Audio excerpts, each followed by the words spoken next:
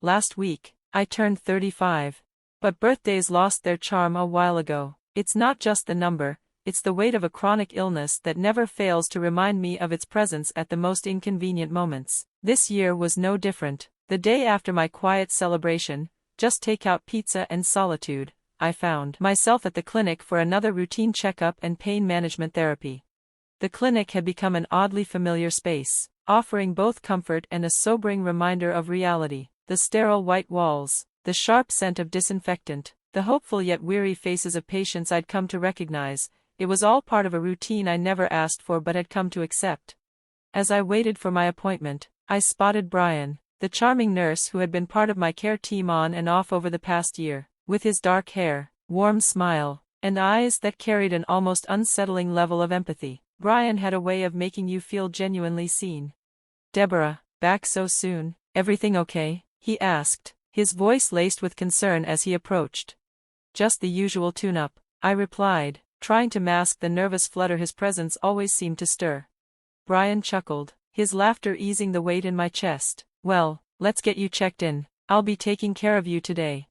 Something about the way he said it made my heart skip, a ridiculous reaction, but undeniable nonetheless. As he led me to the exam room, I noticed other patients glancing his way, drawn by the same effortless charm that made my stomach do somersaults. He took my vitals with practiced ease, his touch gentle yet professional. "Your blood pressure's a bit high," he noted, glancing at me. "Stressed about something?" "You could say that," I murmured, my mind drifting. Brian set down his clipboard and met my gaze. "You push yourself too hard, you know that?" I sighed. "That's easy for you to say." The sharpness in my tone surprised even me. Instead of backing off, Brian held my gaze. "I know it's tough," he said, softer now. "You're always here, always fighting, but when do you take time for yourself, for something more, for someone?" His words landed heavily, catching me off guard. "What are you suggesting, Brian?" His hesitation was brief. "I see you, Deborah, not just the patient, not just the woman who's always battling something. I see you, and I like what I see."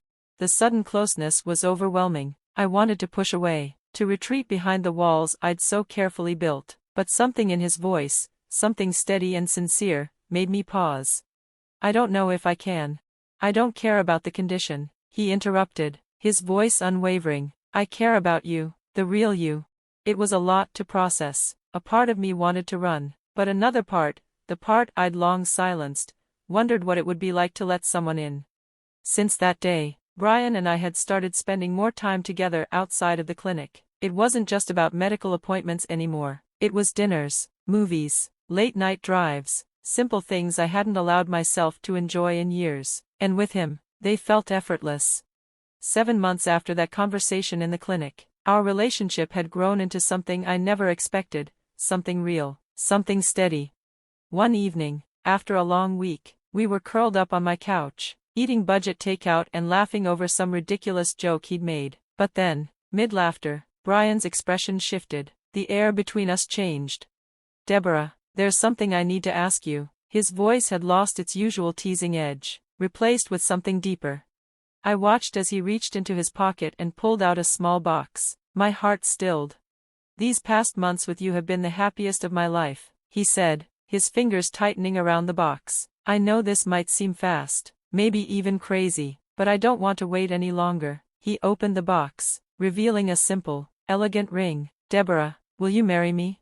For the first time in a long time, I was truly speechless. My eyes flicked from the ring to his face, searching for any sign of hesitation. There was none. "Brian, I don't know what to say." "Say yes." His voice was soft but certain. I exhaled shakily. "I love you, I really do, but if we're doing this, it's going to be on my terms." "Anything," he said without missing a beat. "I want a prenup." His expression didn't change, no surprise, no hesitation.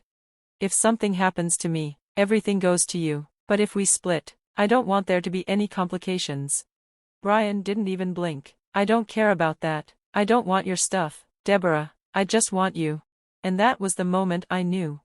"All right," I whispered, "yes, I'll marry you." The way his face lit up was like the first light of dawn after an endless night. He slipped the ring onto my finger, sealing our whirlwind. Unexpected, but deeply felt engagement with a kiss. We didn't wait long. A few weeks later, we stood in City Hall, just him, me, his sister, and her husband. No extravagant ceremony, no grand gestures, just two people making a promise, and it was perfect. As we stepped outside, his sister tossed confetti into the air, her laughter mixing with the crisp autumn breeze. Life with Brian felt almost like a fairy tale, or at least, my version of one. And maybe, just maybe, that was enough. Story continues. I laughed, sharper than I intended. This isn't the medieval times, Brian, it's just us, and my restaurant isn't a kingdom. But he wouldn't let it go. Every conversation that followed became more insistent, more forceful.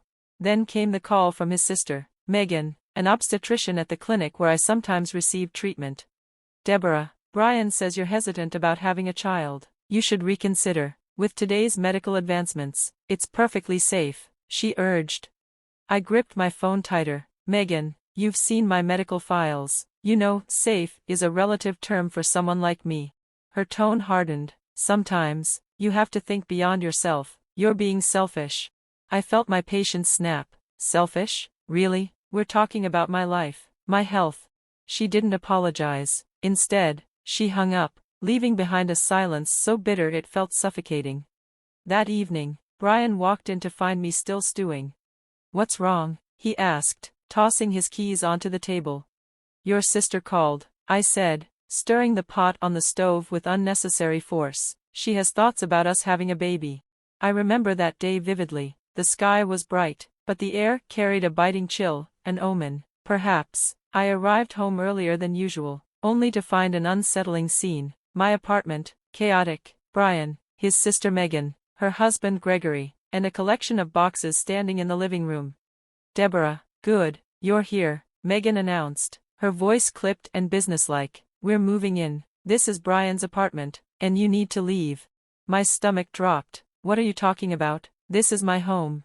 Brian stepped forward, his expression hard. I can't do this anymore. You've been controlling and demeaning for years. I've had enough.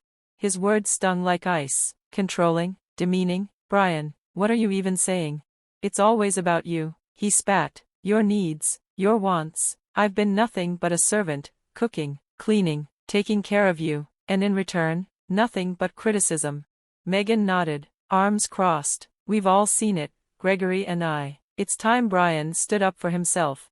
Brian shoved a stack of papers toward me, his eyes gleaming with something disturbingly close to triumph. I've filed for divorce, and I'm seeking compensation for years of emotional labor and abuse. You'll hear from my lawyer.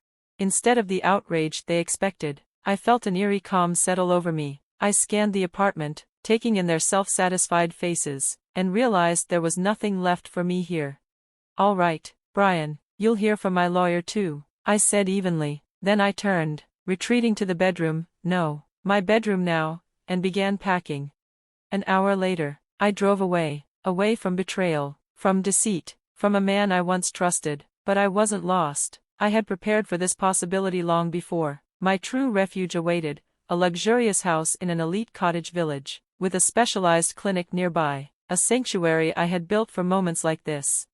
As I passed through the village gates, the security guards nodded in recognition. Inside, the house welcomed me with warmth and quiet dignity. Sunlight poured through the large windows, illuminating spaces carefully curated for comfort. The plush sofa, chosen for days when my body demanded rest, embraced me as I sank into it, and for the first time that day, I exhaled.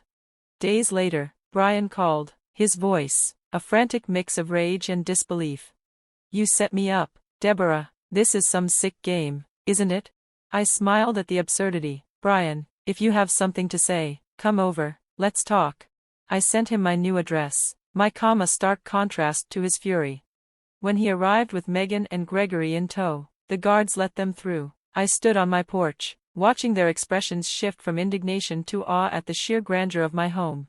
Brian barely gathered himself before snapping. Your lawyer called. He says I have to pay next month's rent because you sold the apartment years ago. You planned this all along. I leaned against the doorframe, unbothered. Brian, that apartment was a rental under a company I own. You assumed it was mine to live in, not to own. His face twisted in frustration. But I put time into that place. I deserve compensation, and if you don't give me this house, I'll take you to court. Megan, always his echo, sneered, why not? Look at this place. You owe us, living in luxury while we get nothing. I laughed, not out of amusement, but at the sheer audacity. I bought this house long before I met you, Brian. Legally, it's untouchable. Megan seethed, but Gregory pulled at her arm. Let's go, he muttered. As they turned away, I motioned to the security guards, see them out. Relief washed over me. This chapter, this toxic, manipulative chapter, was over. I closed the door behind me, inhaling the quiet serenity of my home. My life was once again my own, unshackled from the weight of their expectations. The future stretched before me, full of possibility. And this time, I would live it on my terms.